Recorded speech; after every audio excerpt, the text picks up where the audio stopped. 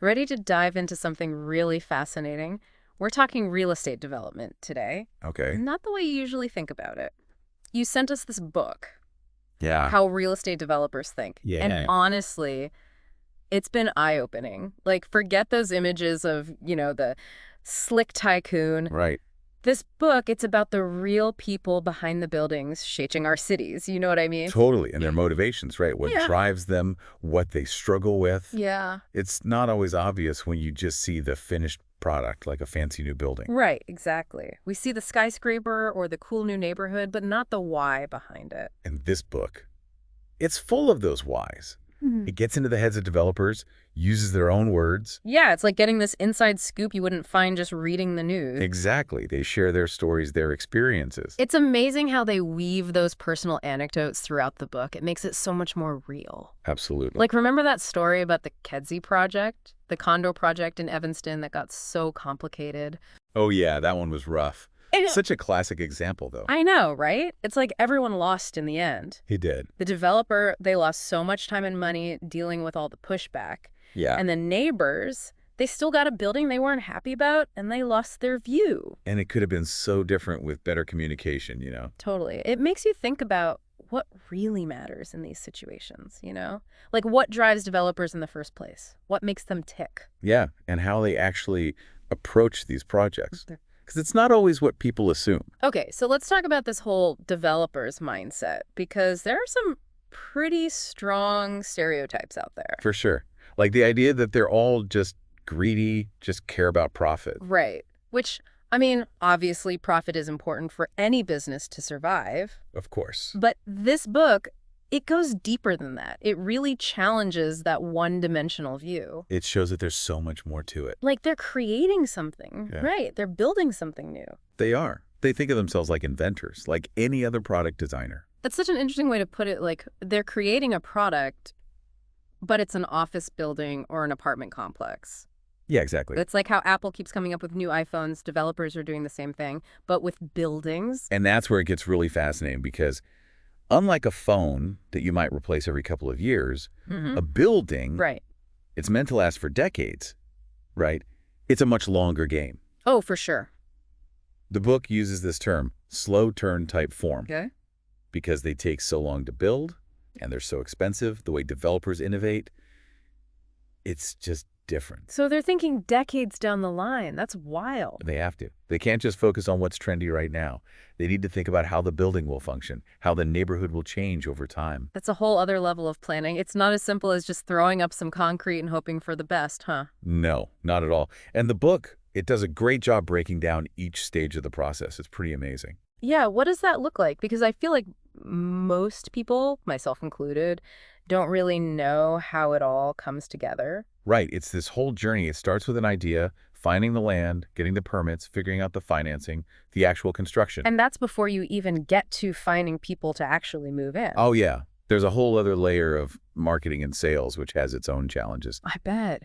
I can't even imagine the number of surprises that pop up along the way. Oh, there are always surprises. The book talks about how developers need to be incredibly flexible, able to adapt to uncertainty, because it's not like a straight line from A to B. Oh, I'm sure. The market changes, unexpected problems come up, they have to be ready for anything. Makes you realize how complex it all is. And then you've got the whole design aspect, right? Yeah. How involved are developers in that? Like, do they care about good design?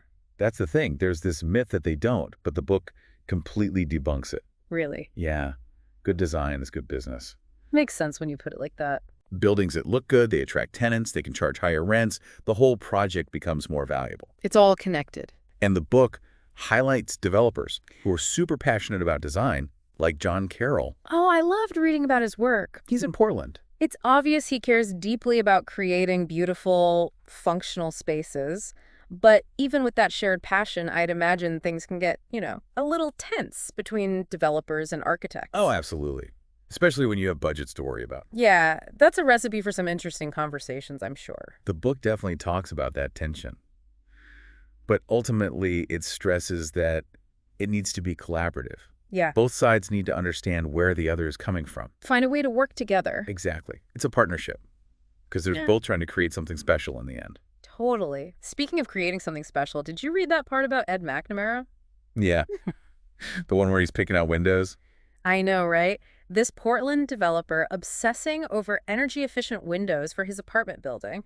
for the Ramona apartments. Yeah. I mean, I get it, sustainability and all, but It's more than that, though. it just seemed like such a small detail in the grand scheme of things. It seems small, Yeah. but those windows, they made a huge difference. Really? Huge.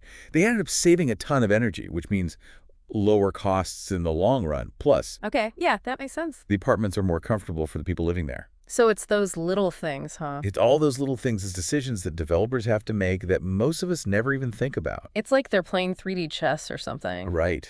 They're thinking about every angle. And the financial side too, right? Because obviously that's a huge part of it. Oh, absolutely. It's not just about design and construction. It's about making smart deals. Right. Speaking of which, that story about Buzz Ruttenberg, the Chicago developer. Oh my gosh, yes. So a story, right? That was wild. Buying up all those properties in Lincoln Park. It's like he had this sixth sense, you know? He could spot an opportunity a mile away. He totally did. And then the way he divided those properties, maximizing his profits, it was brilliant. That's that developer thinking right there. Hmm? Seeing potential where other people just see, I don't know, a normal building. Exactly.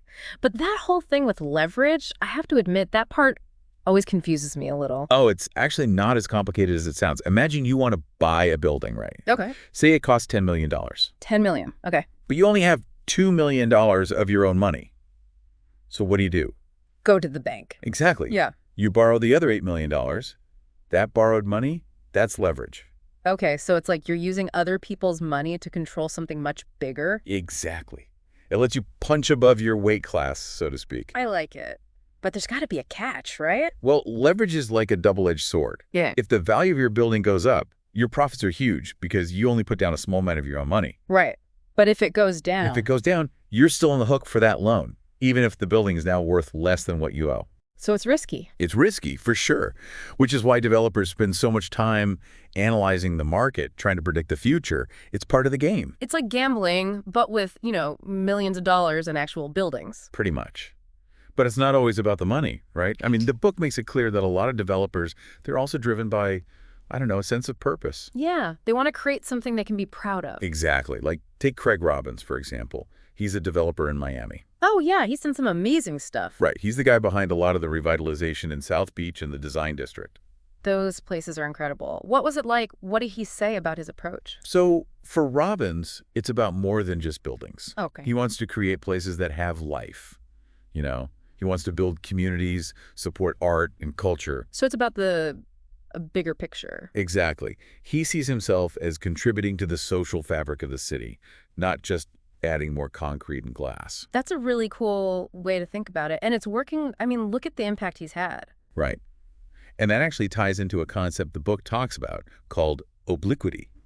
Obliquity. I don't think I remember that part. What's that? So obliquity is this idea that sometimes the best way to achieve something, like making a profit, is to not focus on it directly. What? That doesn't make sense. I know it sounds counterintuitive, but stay with me. Okay.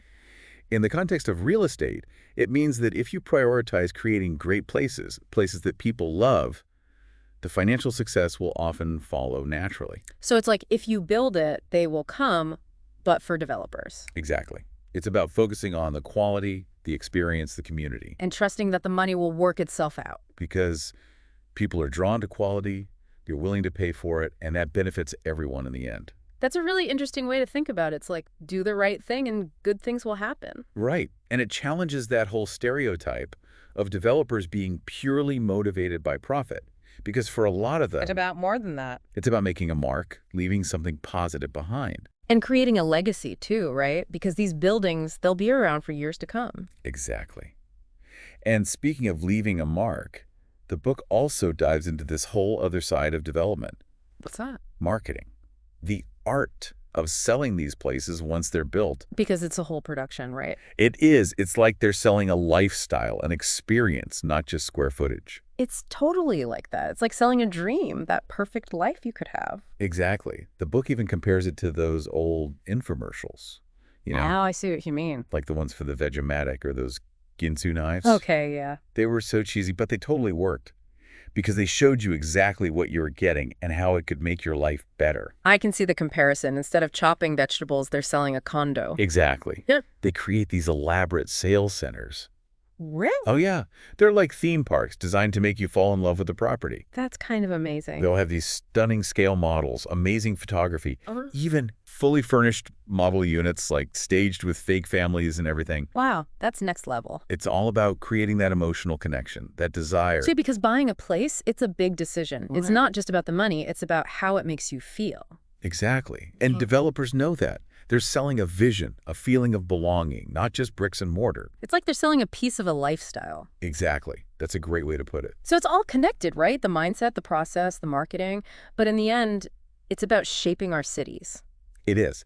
And that's where the book gets really thought-provoking, because it argues that developers, Yeah. they're more than just builders, they're placemakers. Placemakers, that's an interesting way to think about it. It means they're not just thinking about individual buildings. Right. It's about the bigger picture, the community, the whole city. So how does that work in practice? Like, what are they considering? Well, they're thinking about how a new development will affect traffic patterns, green spaces, the overall character of a neighborhood. Oh, I see. So it's about understanding the community's needs, not just imposing their own vision. Exactly. Yeah. And the book highlights developers who are doing this really well. Like, do you remember Robert Wennett? Remind me. He's the one who built that amazing parking garage on Lincoln Road in Miami Beach. Oh, yeah. The one that's like a work of art. That's the one. It's not your typical concrete box. Not at all. It's got shops, restaurants, even a penthouse designed by this world-famous architect. It's become a destination in itself. Exactly. And Wennett, he called his team cultural co-authors because it wasn't just about building a parking garage. Right. They wanted to create something special. They wanted to add to the cultural richness of the city, and they did. That's so cool.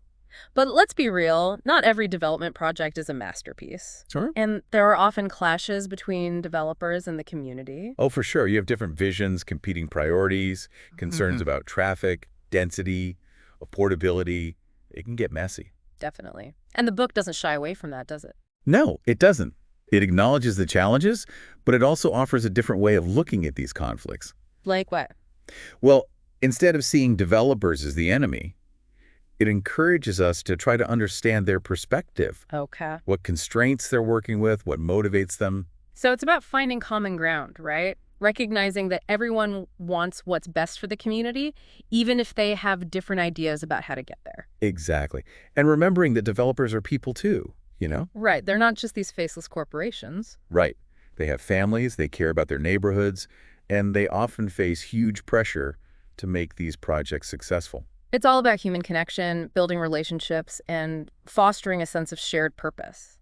I love that. Thank you. Because that's how we create great cities together. It's not us versus them. It's about finding ways to collaborate. It's a partnership. Exactly. Developers, communities, city planners, we all have a role to play. Wow, this whole conversation has really changed how I see those construction sites popping up around town. Yeah. Before, I'd just be like, oh, another building going up. Right. But now I'm thinking about all the people involved, the decisions being made, the impact it will have on the neighborhood. It's like you're seeing the Matrix. Totally. Yeah. And I'm thinking about those big questions the book raises, like, how can we make this process more collaborative? How do we balance growth with preserving what makes our community special? Those are the questions, aren't they? And you know what? There are no easy answers, but I think this book gives us a good starting point. It's about being more thoughtful, asking tough questions, and realizing that there are human stories behind every building, every neighborhood, every city. Absolutely. And those stories, they're worth paying attention to. They are. Well, on that note, I think we've done our deep dive for today. We did it. This book, How Real Estate Developers Think, it's definitely worth checking out if you want to learn more. For sure. Until next time. Thank you all for listening. For more learning in real estate investing and development, click the link below the video. Also, if you like these types of videos, hit like and subscribe bottom to see more videos.